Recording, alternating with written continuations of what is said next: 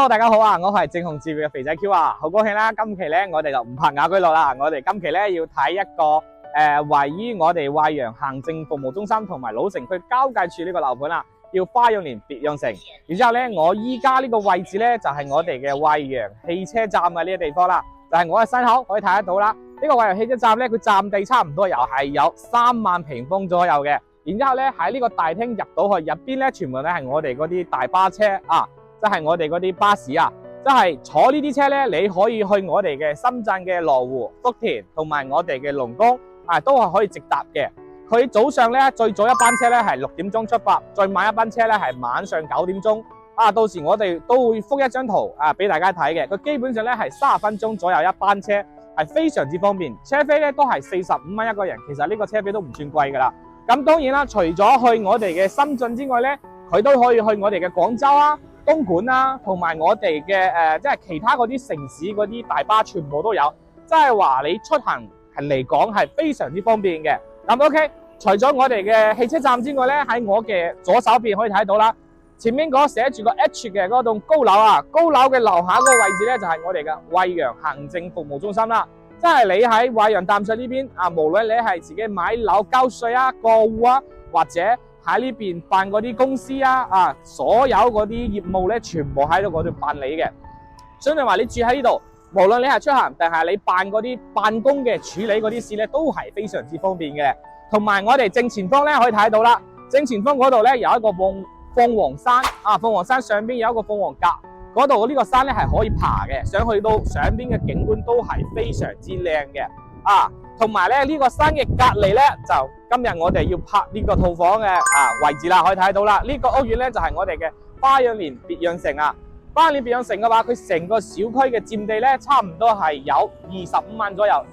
成個小區嘅建築面積咧，差唔多達到160萬左右嘅。成個小區都係3K 開發，有幼兒園啦，同埋佢自己自帶一個9年制嘅公立學校。然之後咧，今期我哋要拍呢個屋苑入邊咧，我哋係揾咗一套43個積嘅，佢呢一套咧，依家業主咧誠心出售啊，一房一廳嘅，佢先賣17萬啊！而我哋依家咧就移步下去睇下我哋依家花樣年別樣城咧，佢依家樓下嗰啲商業配套啊，同埋佢花園屋苑入邊嘅嗰啲環境啊，同埋嗰啲配套點樣嘅。咁 OK， 我哋依家事不宜遲啦，出發啦！無聲經過變化不停，在茫茫前路力求探索究竟，用信念來堅守我心中赤誠，拒絕聽天由命，仍舊信任聆聽，總會雨過天晴，如今的笑聲呼應天朗氣清，在世上人不需要幾多證明，繼續我心的路程。如若歲月無聲經過變化不停，在茫茫前路力求探索究竟，用信念來堅守我心中赤誠，拒絕聽天由命。咁好啦，我哋依家咧就從啱先嘅汽車站嗰個地方咧，我哋依家咧就行到呢邊嚟啦。咁可以睇到咧，我依家身處呢個位置咧，就係我哋嘅花樣年別樣城嘅1期同埋2期個大門口啊。即係平時如果你住喺呢度嘅出入門咧，就喺呢個大門啦。佢側邊嗰度咧仲有側門嘅。咁可以睇下鏡頭啊，睇下前邊，即係我哋嗰邊嗰一排咧，就係我哋嘅3同4期噶啦。啊，都係花樣年別樣城嘅。佢真係相隔一條路咁樣。對面嗰啲商業啊，可以睇到嘅鋪面全部都開晒噶啦，即係呢一邊住嘅人咧係非常之多，都係非常之旺嘅，生活嘅配套咧都係非常之便利嘅，同埋咧可以跟住我哋嘅鏡頭咧可以睇下，佢喺呢一條街咧1期2期呢一邊呢一排咧全部都係嗰啲美食街同埋嗰啲衣食住行啊，基本上你嚟喺呢度全部都可以買得到啊，可以睇到好似我啲滷味啊，仲有我啲晚上出嚟嗰啲炒粉啊，全部都燒烤啊，全部都係有嘅啊。飲料呢啲基本上嚟講都係唔貴嘅啊，同埋前邊呢啲咧可以睇到啦，可以買嗰啲生果啊，都係幾蚊一斤咁樣。其實喺呢邊消費嚟講係冇香港嗰邊咁高嘅啊。你真係一個月喺呢邊攞2000蚊，你都可以過得非常之舒服噶啦可以睇到呢啲生果都係非常之新鮮嘅。同埋我哋嘅前大媽呢啲新鮮超市相對嚟講唔係大型嘅，但係都完全都有。係非常之方便嘅咯。前邊嘅話仲有好啲嗰啲買餸啊，仲有我哋平時食魚啊、海鮮嗰啲全部都有嘅啊，可以睇到啦。而家咧呢個時間段咧人係比較多嘅啊，好似你中意食嗰啲涼拌菜啊，就呢啲就有噶啦啊，可以睇到啦。呢啲超市啊，你要買菜啊、青菜啊，咩菜都有啊，都唔貴，都係幾蚊一斤啊，非常之方便嘅咯啊，買衫褲嘅呢啲小朋友着嘅啊，老人家着嘅全部都有啊。前邊直落去仲有啊，因為今日人太多啦，我哋依家咧就行起嚟唔係咁方便啊。這個啊 ，OK 可以睇到啦。啊，如果你平時食嗰啲燒臘啊，如果平時想食嗰啲雲吞啦，全部都有啊，係非常方便嘅。你真係住喺呢邊嘅話，你基本上咧，你生活就係衣食住行咩都搞掂晒噶啦。啊，交通咧都係我哋嘅啱先可以睇到嘅汽車站對面，行過嚟到呢邊嘅話，差唔多就係10分鐘左右。因為你過紅綠燈啊嘛，係非常之方便嘅。啊，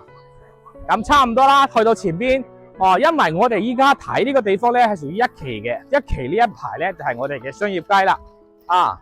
非常之熱鬧嘅，啊 ，OK，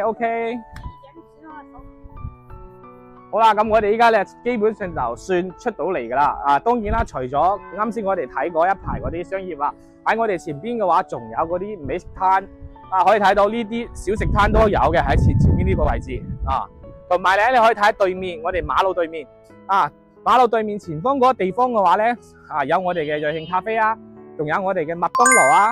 啊仲可以睇得到路邊嗰啲花都開埋嘅，啊依家呢個季節啊，真係點講咧，真係非常之舒服啊！仲有咧呢一啲擺攤嘅呢啲咧，就係我哋一啲本地人啊，嗰啲叔叔阿姨啊，佢自己種啲菜啊，食唔晒啊，攞出嚟賣，相對嚟講都係比較新鮮嘅。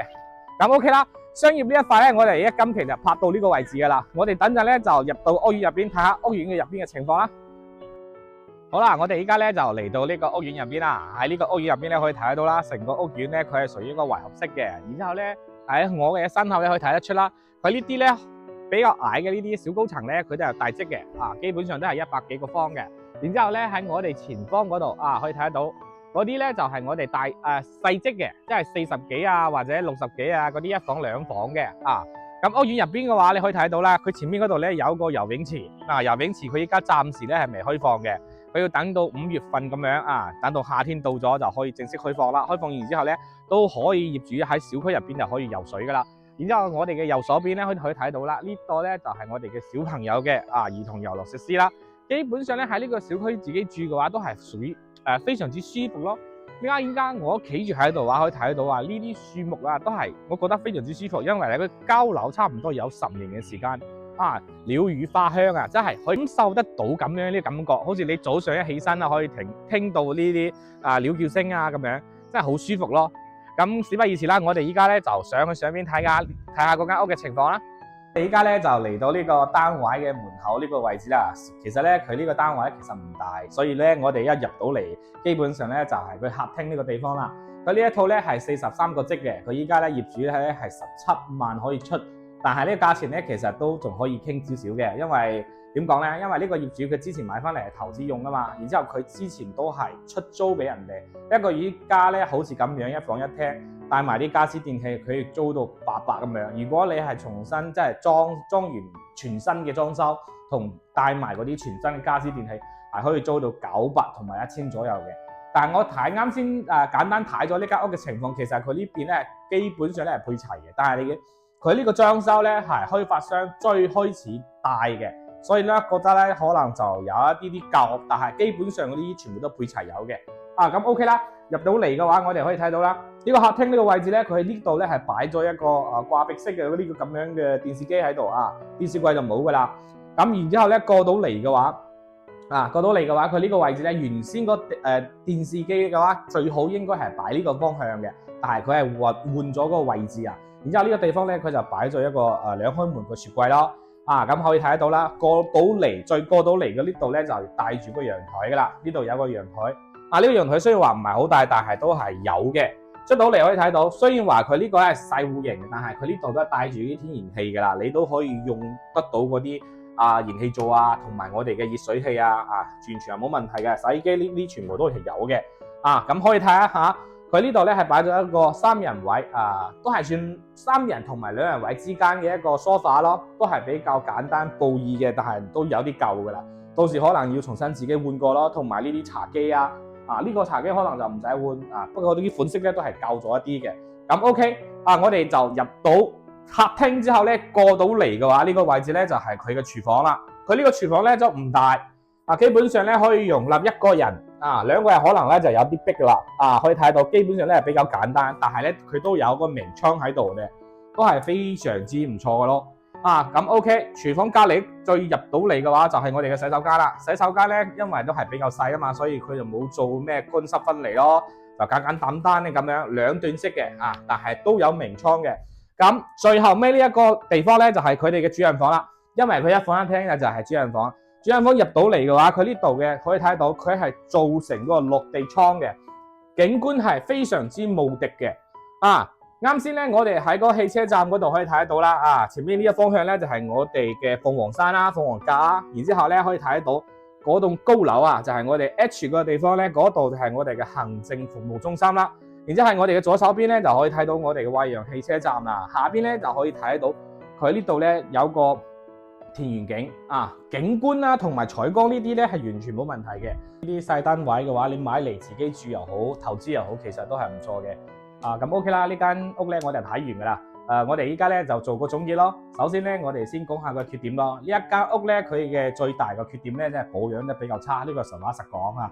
因為咧佢一啲牆面你可能要重新自己油翻啦，同埋嗰啲地面啲瓷磚實話嚟講，因為佢呢啲房咧差唔多都有10年嘅，啲瓷磚咧都係基本上咧係仆咗，因為佢係開發商大嘅裝修係稍為差啲嘅。但係呢邊做工唔貴。其實呢邊嘅人工同埋嗰啲裝修嗰啲材料都係比較平嘅。你重新執埋呢一間屋咧，可能先係2萬幾，基本上係夠噶啦，即係可以執得好靚噶啦。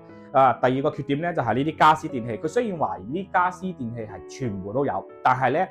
都相對嚟講比較舊。到時咧可能你都可以，如果唔想要都可以掉咗佢但係你要用咧都係可以用。如果你想攞嚟買翻嚟，如果自己養老或者投資嘅咁呢啲戶型咧，相對嚟講就比較適合嘅。點講咧？因為佢積唔大，佢總價唔高。你依家咧攞10幾個咧，你基本上咧就可以喺呢邊買一間屋啦，自己住。單價其實基本上嚟講都係3字頭左右噶啦，都唔算貴噶啦喺呢邊嚟講。再加埋咧，你呢邊咧出行又方便啦，食嘢又方便啦，係嘛？然之後咧，佢呢個咧面積唔大，如果你自己唔住，你攞嚟出租，你重新執一執佢，你租嘅話，你租金1個月差唔多都有600同800之間嘅。如果新啲，基本上可以租到800；如果舊一啲咧，就租到600左右嘅。其實你月供，你唔係月供即係如果你係一次性嘅話，你每個月度可以收租500-600蚊1個月。如果你係要上會，面積太細啦，呢啲咧就做唔到上會啦，基本上都係一次過噶啦。咁 OK 啦。今期咧呢間屋咧就介紹到呢度啦。如果對我哋嘅視頻咧有興趣或者對我哋其他嗰啲房源有興趣嘅話，可以聯繫我哋嘅工作人員，